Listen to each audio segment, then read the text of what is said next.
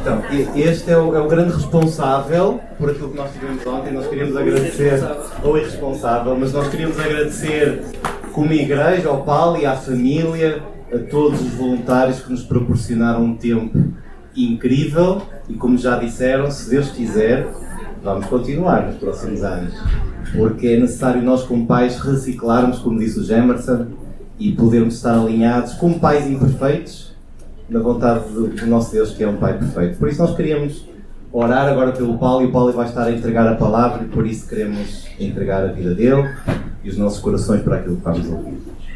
Pai, nós estamos muito gratos, Senhor, pela forma como Tu falas connosco. Obrigado por todos os ministérios que Tu tens usado na igreja para tocar as nossas vidas, e agradecemos-te em particular pelo Dead Camp e pela forma como Tu tens mudado a vida de muitas famílias por intermédio da figura do pai na família. Senhor, nós oramos por todos os pais, nós oramos pela mensagem que tem sido semeada ao redor do mundo através deste ministério, e agora em particular queremos agradecer pela vida do Paulo e da sua família, pela paixão que tens colocado nos seus corações para este ministério, mas agora em particular pela Tua Palavra. Tu dizes que a Tua Palavra é perfeita e restaura a alma, Tu dizes que a Tua Palavra é lâmpada para os nossos pés e luz para os nossos caminhos, e oramos para que nestes próximos minutos nós possamos ser abençoados pela Tua Palavra, e que Tu uses o Paulo como instrumento nas Tuas mãos para nos abençoar. Nós oramos em nome de Jesus. Amém. Obrigado, Samuel. Obrigado, igreja, pelo convite. Já estivemos aqui o ano passado como família. Queria apresentar aí a minha família, mas antes disso queria mesmo agradecer. Agradecer o trabalho feito por esta igreja, trazer tantos pais que um pai me disse: olha, consegui trazer alguns amigos que de maneira nenhuma entrariam num culto, numa igreja, mas participaram do Dead Camp e ouviram o Evangelho também. Isso também é uma enorme bênção. Também agradeço, eu costumo dizer, para mim, quando me convidam a pregar, eu sou muito grato. Quando me voltam a convidar a pregar, já é inacreditável. Quer dizer que não correu tão mal a primeira e ainda tenho confiança. Não sei como, mas pronto, olha. Deus é bom e esperemos realmente que Deus possa ir trabalhando nos nossos corações. Então, esta é a nossa família. Vocês vão notar aí uma pessoa que não está a funcionar, mas a alguma altura vai funcionar. Aí, ok.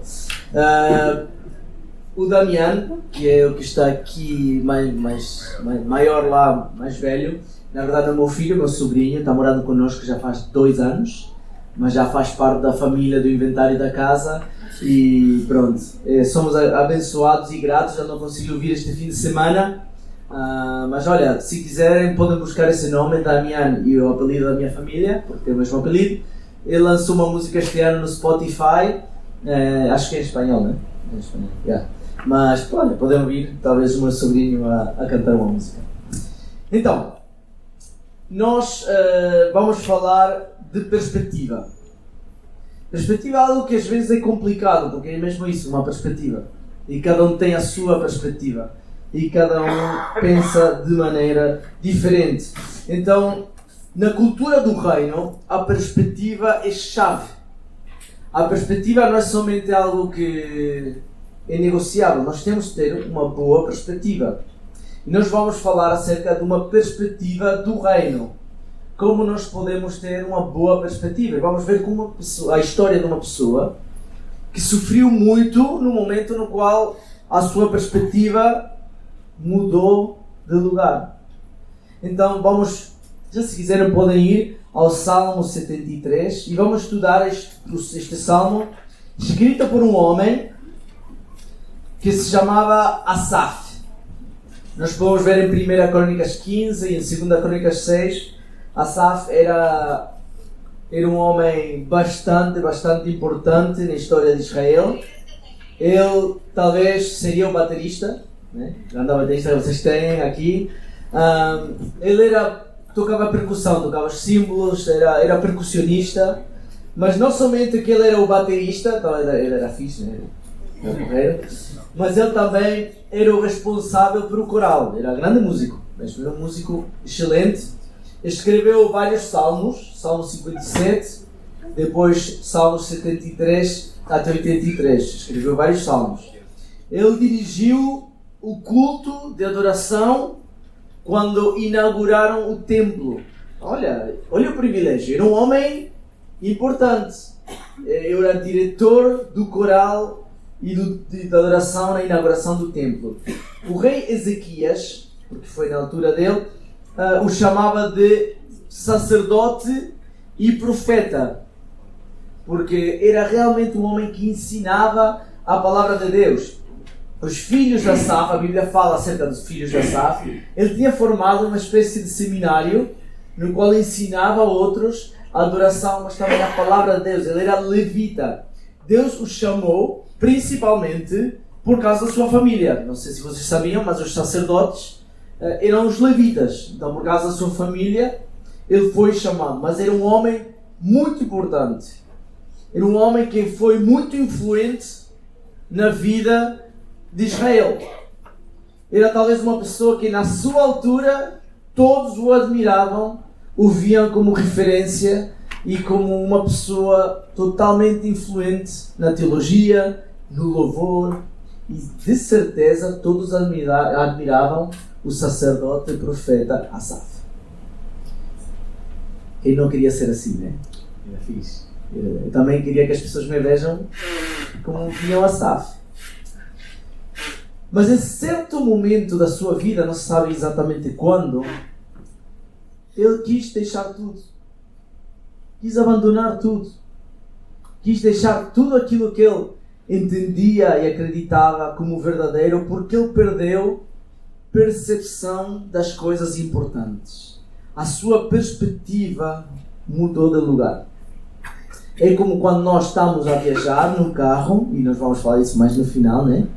Mas quando nós viajamos num carro, eu gosto muito de viajar em Portugal, mas não gosto de autoestrada. Eu gosto de ir nas estradas mais nacionais, embora como demora muito e tenho filhos, raramente eu faço. Mas eu gosto de ver as paisagens. Quem não gosta de ver as paisagens, né? É bonito. Só que acaba por ser uma distração.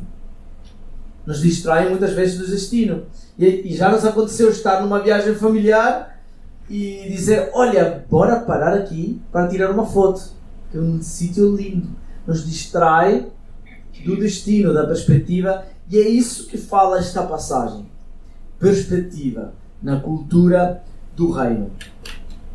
Então, vamos ver se funciona agora. Ok.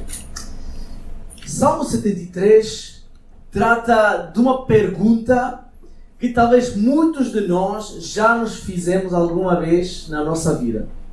Eu já sei que já me fiz esta pergunta. É por que Deus permite que as pessoas más prosperem?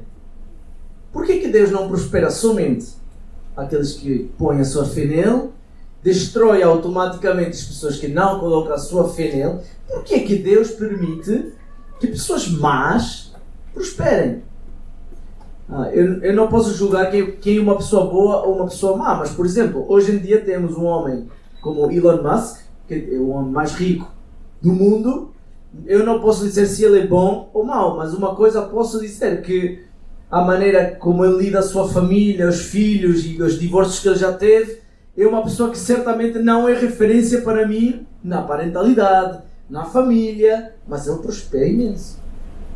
Por quê? Por que as pessoas más prosperam? Nós tínhamos uma brincadeira no seminário. Você sabe que no seminário, quando tu estás no seminário, todos somos pobres, é a realidade. Todos estamos com dificuldade quando estamos no seminário. Eu, quando estava estudando no seminário, havia sempre uma brincadeira. Quando um colega do seminário chegava com um tênis novo, por exemplo, ou uma t-shirt tipo de marca, né? Nós olhávamos para ele e dizíamos, como é que prospera o ímpio, né? O ímpio prospera bem, né? Lembrávamos então passagem. Era na brincadeira, mas embora que era na brincadeira, eu acredito que muitos pensavam mesmo e diziam mesmo.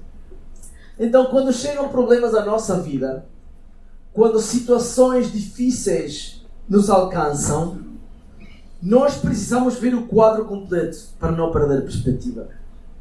Porque muitas vezes nós ficamos numa partezinha pequena de uma história e perdemos a perspectiva da vontade e o amor e a provisão de Deus. Então há uma história, uma espécie de fábula acho que não é verdadeira, que é conhecida como os 6 cegos e o elefante. Os 6 cegos e o elefante.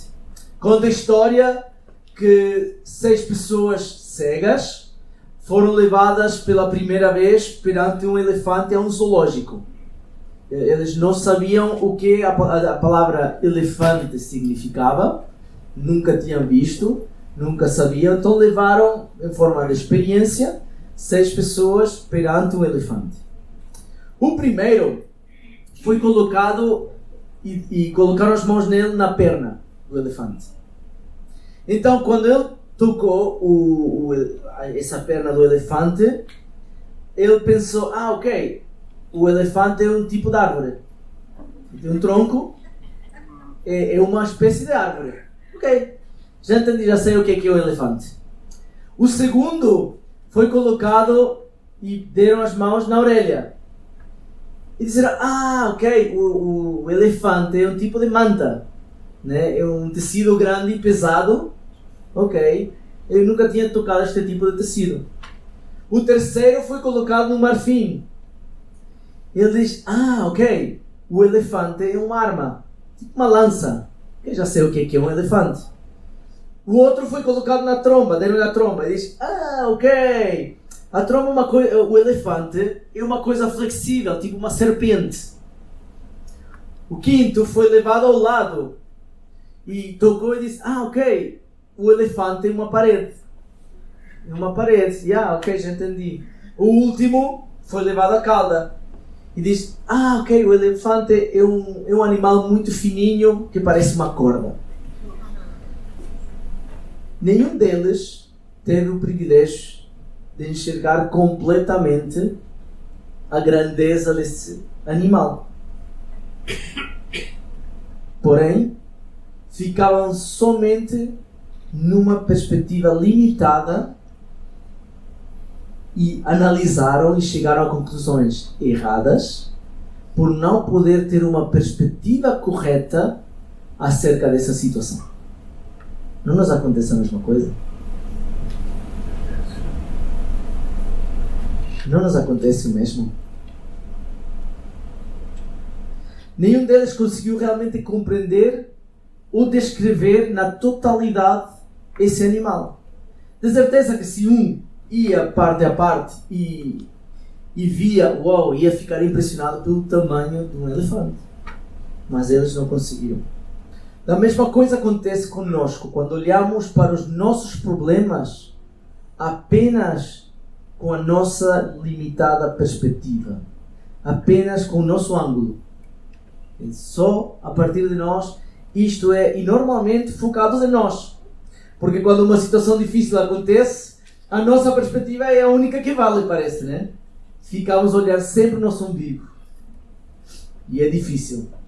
E Asaf pensou, como muitos de nós hoje, por que é que os grandes piedosos sofrem e os grandes pecadores dominam o mundo? E uma frase que vamos entender hoje é que perante os problemas precisamos ver o panorama completo e louvar a Deus. Vocês têm um privilégio enorme, não sei se vocês reparam, mas tem um grupo de louvor excelente. Eles têm muito talento e acho que quando eu vi um ano passado até havia outros músicos e também era igual de excelente. Então não falta oportunidade de louvar a Deus. Mas como vamos ver agora, qual é a maneira que nós louvamos a Deus? Como é que nós realmente louvamos a Deus? Então, em primeiro lugar, vou voltar um pouquinho, vamos a Salmo 73. É um salmo não é muito curtinho, mas eu vou ler todo o salmo para depois focar em diferentes partes. São 28 versículos, mas é bom ler a palavra de Deus, certo?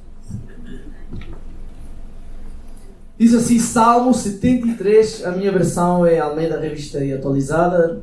Desculpem se usam outra aqui, mas acho que o conteúdo é sempre bom. Com efeito, Deus é bom para com Israel, para com os de coração limpo. Quanto a mim, porém, quase me resvalaram os pés. pouco faltou para que se desviassem os meus passos, pois eu invejava os arrogantes ao ver a prosperidade dos perversos. Para eles não há preocupações. O seu corpo é sádio e nédio, ou seja, são saudáveis. Essas palavras não conhecia, tive de pesquisar. Não partilham das canseiras dos mortais, nem são afligidos como os outros homens. Daí a soberba que os cinge como um colar, e a violência os envolve como um manto. Os olhos saltam-lhes de gordura, o coração brota-lhes de fantasias. Motejam e falam maliciosamente, da opressão falam com altivez. Contra os céus desandam a boca, e a sua língua percorre a terra. Por isso, o seu povo se volta para eles, e os tem por fonte de que bebe a largos sorvos. E diz: como sabe Deus? Acaso há conhecimento no Altíssimo? Eis que são estes os ímpios, e sempre tranquilos aumentam suas riquezas.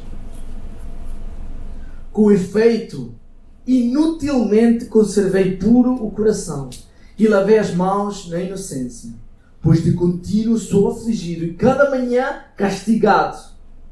Eu pensara em falar tais palavras, já aí teria traído a geração dos teus filhos. E só refletir para compreender isso, achei muito pesada a tarefa para mim. Até que entrei no santuário de Deus e atinei com o fim deles. Tu certamente os pões em lugares escorregadios e os fazes cair na destruição. Como ficam de súbito assolados, totalmente aniquilados de terror. Como o sonho quando se acorda, assim, ó Senhor, ao despertares, desprezarás a imagem deles. Quando o coração se amargou e as entranhas se me comoveram, eu estava embrutecido e ignorante. Era como irracional a tua presença. Todavia, estou sempre contigo. Tu me seguras pela minha mão direita. Tu me guias com o teu conselho e depois me recebes na glória. Quem mais tenho eu no céu? Não há outro em que eu me compraza na terra. Ainda que a minha carne e o meu coração desfaleçam, Deus é a minha fortaleza do meu coração e a minha herança para sempre. Os que se afastam de ti, eis que perecem. Tu destróis todos que são infiéis para contigo. Enquanto a mim, bom é estar junto a Deus. No Senhor Deus ponho o meu refúgio para proclamar todos os seus feitos. Amém? Que Deus abençoe a sua palavra. Casualmente, esta igreja no qual estamos chama-se O Caminho, né? E hoje vamos ver o caminho, mas o caminho do salmista há uma autocompaixão. Nós vivemos num mundo no qual foca muito na autocompaixão. Há coisas que são boas de ter autocompaixão, no sentido de, ok, eu sou gentil comigo mesmo, pensando que eu posso falhar, mas quero melhorar. Mas hoje em dia parece que é uma autocompaixão nociva. Uma autocompaixão de, coitadinho de mim, eu não consigo fazer nada. E é difícil para mim realmente digerir às vezes essas realidades que nós vivemos hoje. Mas este salmista começa o seu caminho para uma autocompaixão, para sentir-se coitadinho. Vocês vão ver como começa. Em primeiro lugar, começa com religião.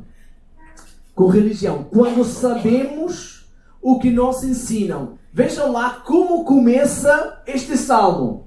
Este salmo começa no versículo 1 com efeito, Deus é bom para com Israel, para os que de coração limpo. Ok? Nós pensaríamos, então não tens problema. Porque se Deus é bom para com os de Israel, não tens motivo de queixa. E muitas vezes nós somos parecidos. Lembra que Asaf teve uma educação religiosa completa. Ele era sacerdote, ele era profeta, ele sabia tudo. Mas muitas vezes, quando chegam problemas e aflições à nossa vida, nós vamos para a religião e pensamos, isto eu sei, mas tenho dificuldade em acreditar. e passa a ser uma religião e não uma verdadeira relação com esse Deus bom. E são coisas, rotinas, tradições, mas que realmente não são de coração para fora. São de fora para tentar acalmar o coração, que não é a mesma coisa. Nós não estamos aqui para receber e que Deus nos calme, nós estamos aqui para servir a um Deus que nos amou e nos salvou. Mas muitas vezes nós também vamos a esta espécie de religião. Sabemos a resposta certa. Sabemos o que dizer no momento bom, mas como vamos ver, não necessariamente o acreditamos completamente. Será que nós também sabemos? Nós sabemos, né, que Deus é bom. Sabemos que Deus é bom? Certeza? Sabemos. Mas será que nós às vezes nos tornamos esse tipo de pessoa religiosa? Que talvez se eu digo Deus é bom, todos dizem todo tempo, e em todo tempo Deus é bom. E nós talvez dizemos isso de maneira religiosa, como uma tradição, como algo lindo para dizer. Mas será que isso se transformou numa tradição, numa religião? Ou nós realmente absorvemos a verdade como nossa? Sabemos que é real. Quando pensamos nas coisas da vida, nós temos que fortificar nas coisas que sim sabemos. Isso é uma realidade. João 17, Jesus, quando estava a orar pelos seus discípulos e pelos que viriam depois, ele dizia: santifica-os na tua palavra, a tua palavra é verdade. E às vezes esquecemos que temos acesso à palavra de Deus dia após dia. Eu não vou entrar aqui a fazer perguntas e levantar a mão, mas analisemos a nossa vida. De domingo a domingo, quantas vezes nós vamos buscar a palavra de Deus? Para nós. Quantas vezes nós dizemos: eu vou tomar uma boa meia hora para ler um capítulo da Bíblia, ver o que Deus fala para mim, orar, analisar, ver o que tem de mudar. E nós ensinamos aos jovens, e vou dar uma dica rapidinha. Se não sabem como fazer um devocional e não querem ir àquelas YouVersion e aquelas coisas, nós sempre falamos que tens que ter 2 livros abertos. Tu precisas 2 livros abertos cada manhã. O livro da Palavra de Deus e o livro da tua vida. Então pegas um texto, lês a Palavra de Deus, logo olhas para a tua vida e dizes: isto se aplica a mim, isto é o que eu tenho de mudar, Deus está a falar para mim desta maneira. Olha que simples que é. Mas nós muitas vezes vivemos uma religião. Nós talvez, se pregamos o Evangelho, dizemos: nós não somos religiosos, nós não acreditamos na religião. Cristo, que mais criticou foi a religião na sua vida. O que nós acreditamos é um relacionamento íntimo com Deus. Mas na prática, muitas vezes tornamos religiosos. Na prática, muitas vezes nos tornamos rotinários. E não buscamos um relacionamento íntimo e pessoal com o nosso Salvador. Quando nós começamos a viver este tipo de religião, vem o segundo aspecto que aconteceu na vida do Asaf, que é a dúvida. A dúvida entra na nossa vida, e a dúvida não necessariamente é má. A dúvida não é pecado. Aliás, acredito que Asaf teve uma mudança de vida graças à sua dúvida. Se ele não teria tido essas dúvidas, talvez não teria esses questionamentos e não teria escrito este salmo que dê tanta bênção para a minha vida. Portanto, a dúvida não acredito que seja pecado. Mas vejam lá esta dúvida. Quanto a mim, porém, quase se me resvalaram os pés. Pouco faltou para que se desviassem os meus passos, pois invejava os arrogantes. Então há uma diferença muito grande entre duvidar e não acreditar. Há uma diferença grande. Okay? Eu posso estar...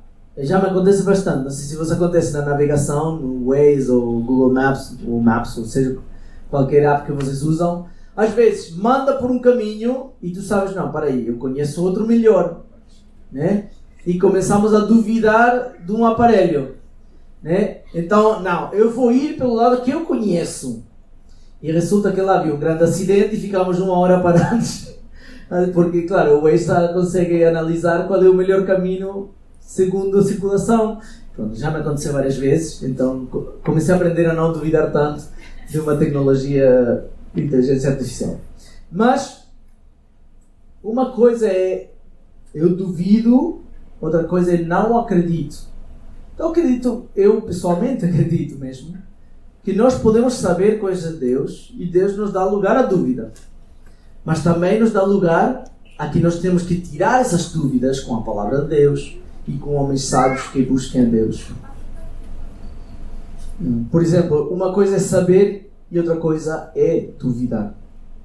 Então, eu duvido simplesmente quando não tenho 100% de certeza daquilo que sei.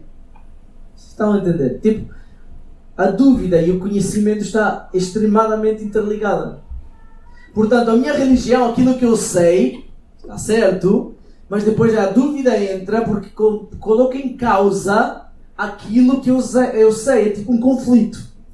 Eu sei isto, mas a evidência me diz o contrário, então fico em dúvida, fico confundido. É isto que aconteceu na vida do Asaf. Começou a ficar com dúvida. E chegou, depois da dúvida, ele chegou à vitimização, à autopiedade. Se vitimizou. Só olhou para ele com pena. Coitadinho de mim. Não fazemos isso. Eu não sei, talvez sou o único desta sala. Mas não fazemos isso tanta vez. Não olhamos para nós, para esta circunstância e dizemos: por que só a mim? Por que isto me acontece somente a mim? E parece que Deus está inatento às nossas necessidades. E aí é quando mais duvidamos da grande bondade de Deus. Nós vemos, e não vamos ler cada versículo de novo, porque já lemos, mas vocês podem seguir com a vossa vista. Ele teve autopiedade porque ele invejava a saúde. Ele invejava a saúde dos maus. Okay? O seu corpo é sádio e nédio. Não conhecia essas palavras, tive que pesquisar. Mas o corpo é saudável, eles não têm doença como eu. É verdade isso? Não, é verdade. Mas quando estamos neste caminho de autocompaixão ou de vitimização, pensamos: eu estou sempre doente. E olha aquele, é muito mau e nunca fica doente. Versículo 5. Fala que não partilhem a canseira dos mortais, que o trabalho deles é fácil. Eu trabalho muito, custa-me muito os meus resultados, mas o trabalho dos maus é fácil. Eles não trabalham nada. Não, é verdade.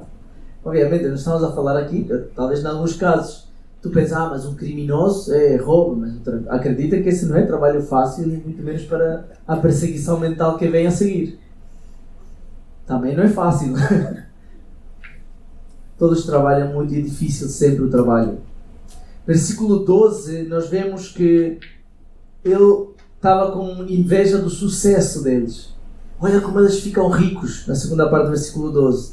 Eles sempre tranquilos, aumentam a riqueza. Basicamente, se tu és mau, isso é igual a tu és rico. Se tu és bom, tu és pobre.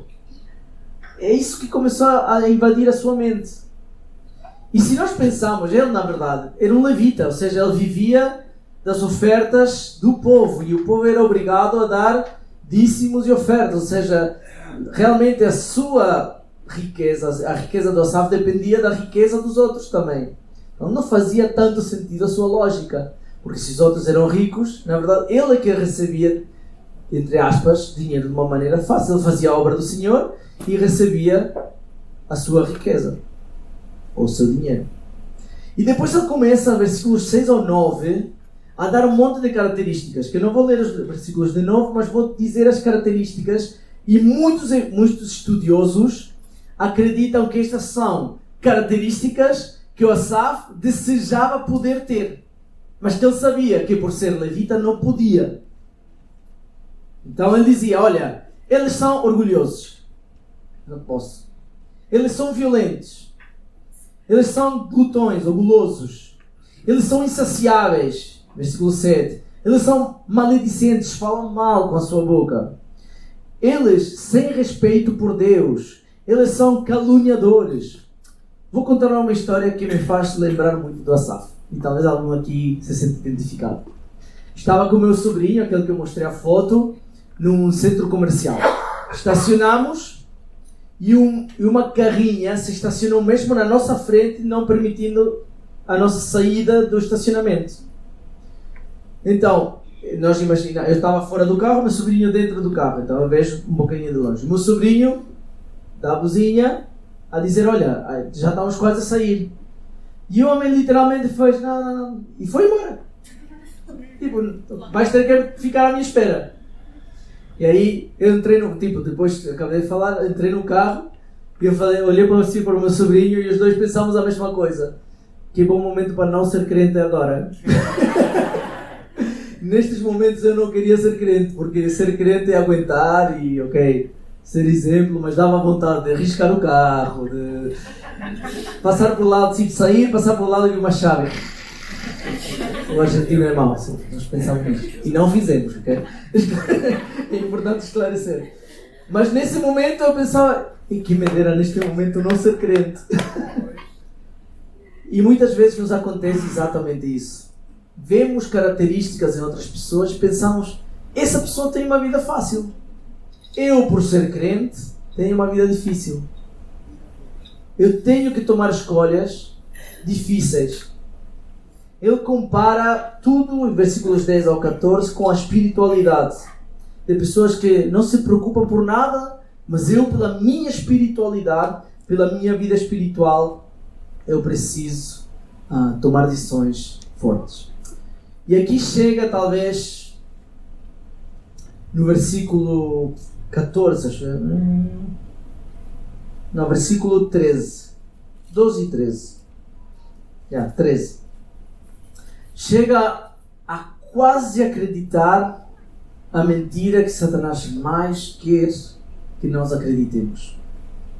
Asaf nos conta e diz, olha, eu quase caí. Então, em que quase caiu? E acho que no versículo 13, falei 13, né? Sim, versículo 13, ele fala em que aspecto quase cai.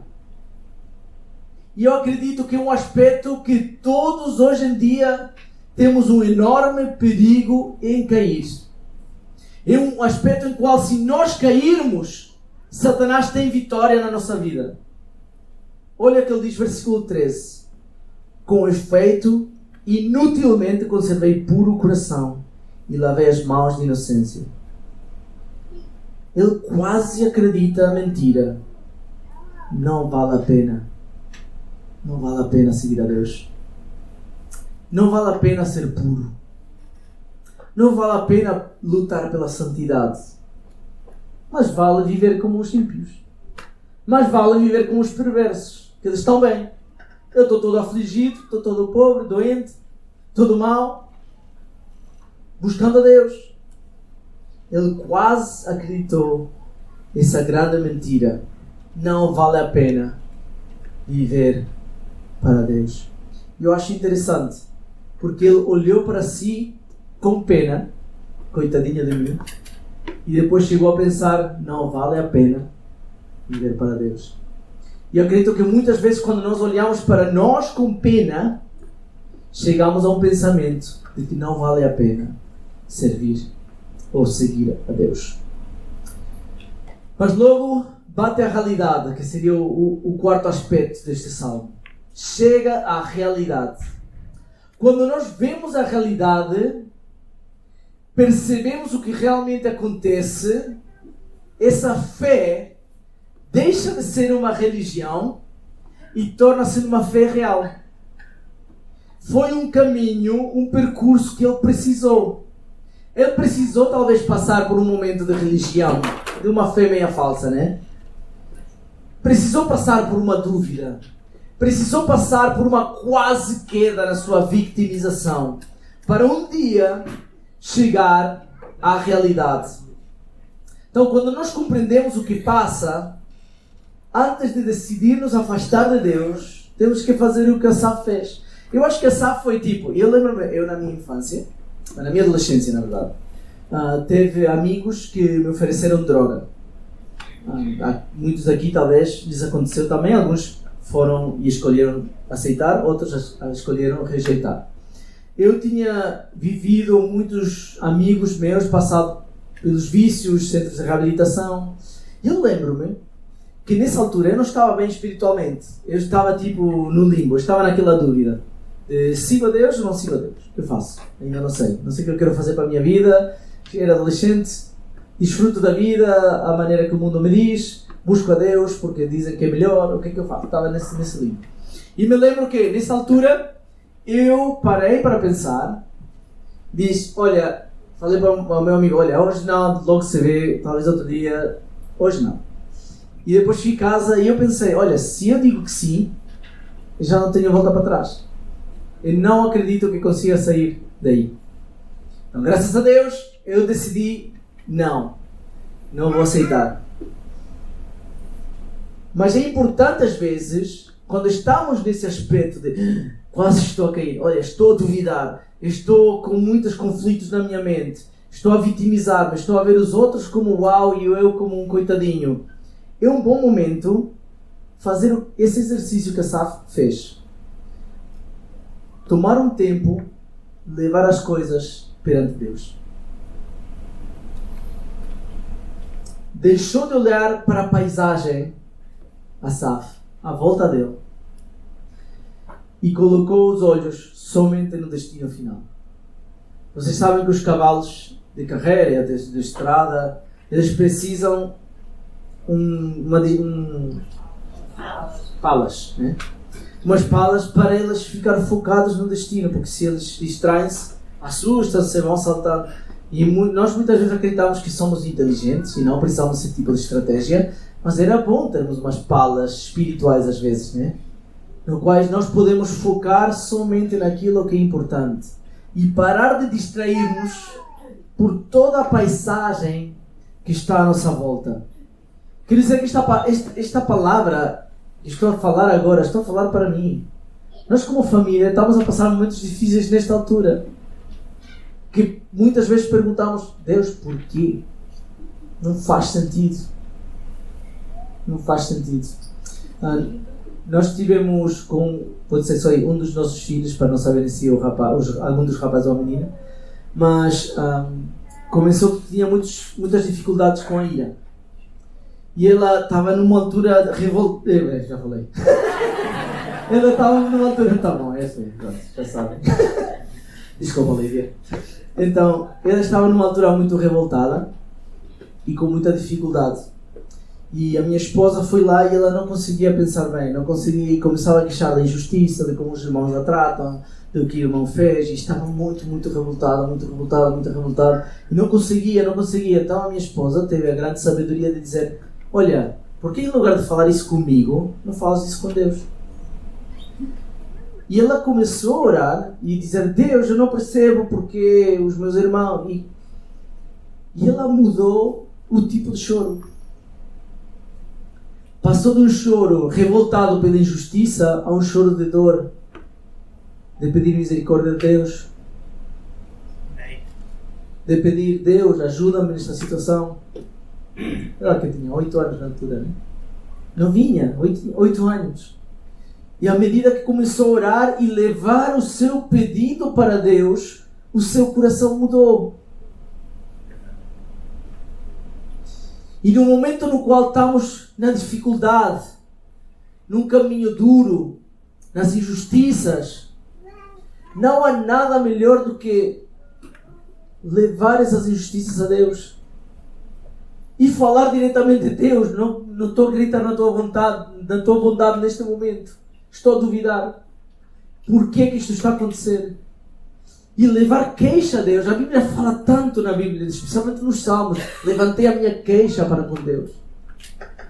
Porque Deus nos ouve. E à medida que nós falamos com Deus, o que acontece não é que Deus faz a nossa vontadinha, mas Deus muda o nosso coração. E Deus nos fala, eu estou contigo. Eu sou bom. A minha bondade seguirá para sempre, como cantamos no louvor. Esta fé se torna real na vida do Asaf. E Asaf mudou. Passou de uma religiosidade de eu sei a uma fé verdadeira. Eu experimentei.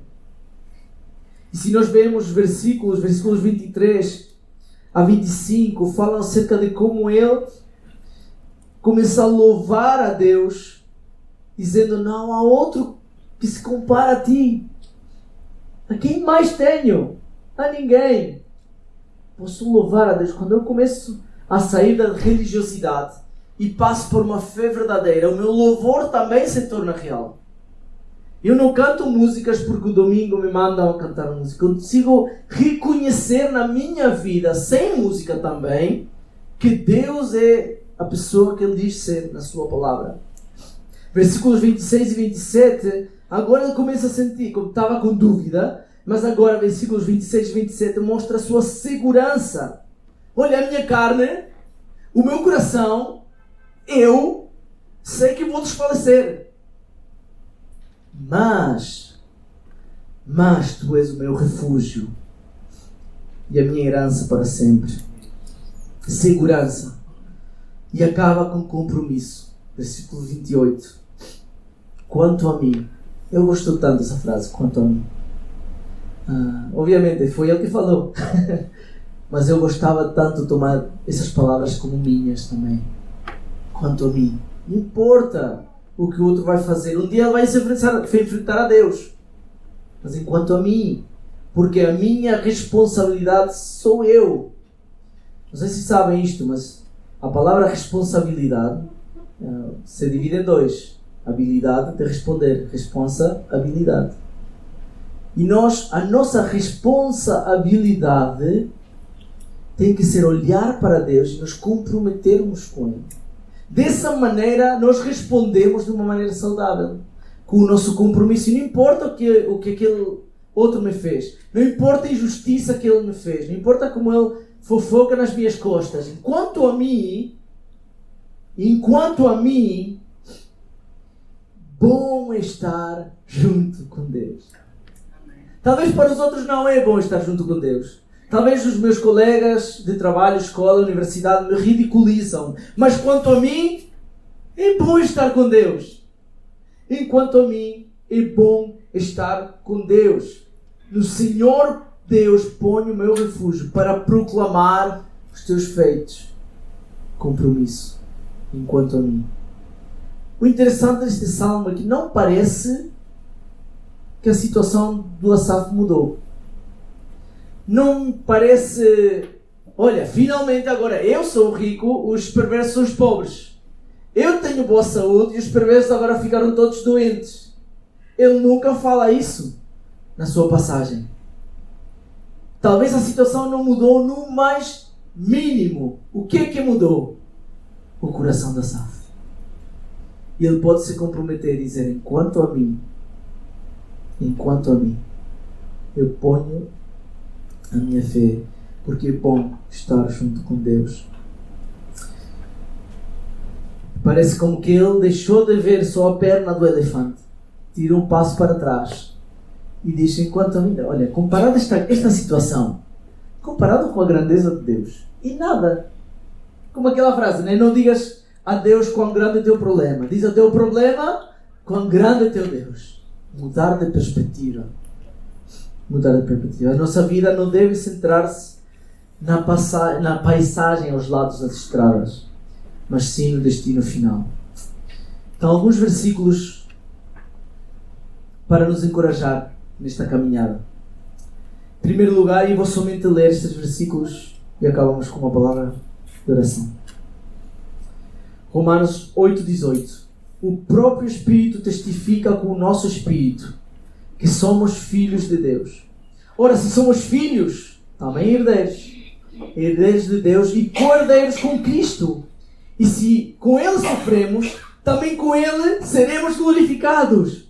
Porque para mim, tenho certo que os sofrimentos do tempo presente não podem ser comparados com a glória a ser revelada em nós.